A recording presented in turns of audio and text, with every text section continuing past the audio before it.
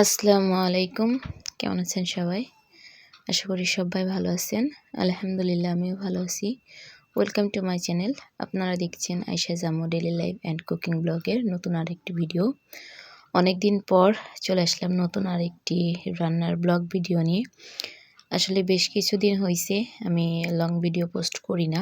অনেক আপুরা আমাকে কমেন্ট করছেন যে আপু কি হইছে তোমার? তুমি ভিডিও পোস্ট করতেছো না কেন? আসলে ভিডিওতে একদমই ভিউ আসতেছিল না। আর তারপর হচ্ছে আমার লাইভটা বন্ধ হয়ে যাওয়ার কারণে মন মানসিকতা একদমই দুর্বল হয়ে গেছিল। যার কারণে ভিডিও করার কোনো আগ্রহই ছিল না। আর সবথেকে বেশি যেই সমস্যাটা হইছিল অলসতা। অলসতা একদম আমাকে গ্রাস করে নিছিল। তো যাই হোক এখন থেকে আবার রেগুলার ভিডিও পোস্ট করার চেষ্টা করব। আর খুব শীঘ্রই ইনশাআল্লাহ লাইভে দেখা হয়ে যাবে আপুরা, বন্ধুরা সবার সাথে তোমাদের সাথে। তো যাই হোক মূল ভিডিওতে চলে আসি। প্রতিদিনের মতো আজকেও রান্নার ভিডিওই অবশ্যই তোমাদের সাথে শেয়ার করব। তো প্রথমেই মাছগুলো আমি ফ্রিজ থেকে ভিজিয়ে রাখছিলাম রান্না করার জন্য। ওইখানে কিন্তু পাঁচমেশালি অনেক ধরনের মাছ ছিল। কই মাছ, শিং মাছ, তারপরে হচ্ছে যে টাকি মাছ, আর আরও ছিল হচ্ছে মানে বিভিন্ন ধরনের মাছ ছিল পাঁচমেশালি। তো যাই হোক কথা বলতে বলতে কিন্তু আমার রান্না প্রায় হয়ে যাচ্ছে। আসলে কী যে ভয়েস দেবো কিছু বুঝতে পারতেছি না। মাছগুলোই ভেজে নিলাম সবাই দেখলে। আর এখানে ছিল মশলাটা বেটে নিব। পেঁয়াজ, মরিচ, আদা, রসুন সব কিছু হচ্ছে তরকারির জন্য বেটে নিব। আর ওইখানে ছিল কাঁচামরিচ, পেঁয়াজ, রসুন ভাজি করব সেই জন্য। আর শাক ভাজি করব, অবশ্যই তোমার সাথে শেয়ার করব। আমার ভাতটাও হয়ে গেছিলো। আর এইখানে হচ্ছে শাকভাজির জন্য আমি পেঁয়াজ, মরিচ, রসুন ভেজে নিচ্ছিলাম। আসলে আমি সব মানে সবজি ভাজি বা শাক সবজি ভাজি এভাবেই করি। লবণ হলুদ দিয়ে একটু ভেজে নিয়ে শাকগুলো দিয়ে দিব। আর এটা হচ্ছে আমরা বলি, আমাদের এলাকায় বলে হচ্ছে আমরা বলি বাইলে শাক। আপনাদের এলাকায় কে কোন নামে বলেন অবশ্যই জানাবেন। এগুলো কিন্তু সব গ্রাম থেকে আনা। আমরা যখন গ্রামে গিয়েছিলাম এটা তখনকার ভিডিও আর কি, অনেক দিন ধরে পোস্ট করব করে আর করা হয় নাই। তো যাই হোক পুরো ভিডিওটির সাথে থাকুন আমার সাথে।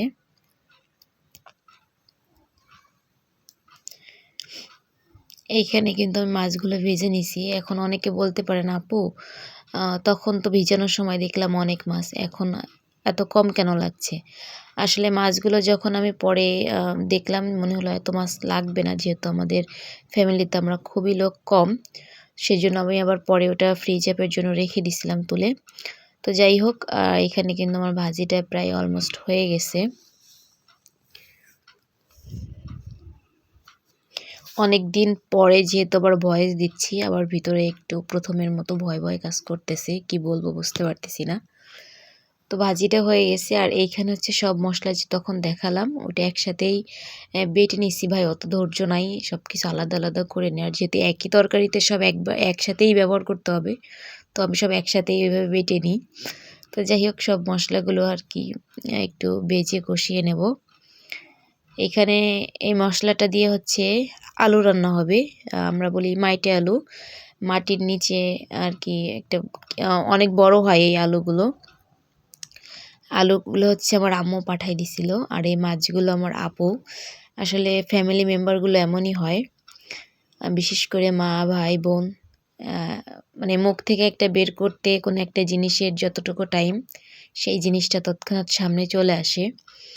তো যাই হোক মশলাটা কিন্তু আমি খুব ভালো করে কষাই নিব, যেহেতু এটা এই আলুটা রান্না করব। খুব ভালো করে মশলাটা একটু কষাই নিতে হবে। তো পানি দিয়ে আরও কিছু সময় কষাই নিব, যেন কাঁচা মশলার যে গন্ধটা থাকে সেটা চলে যায়।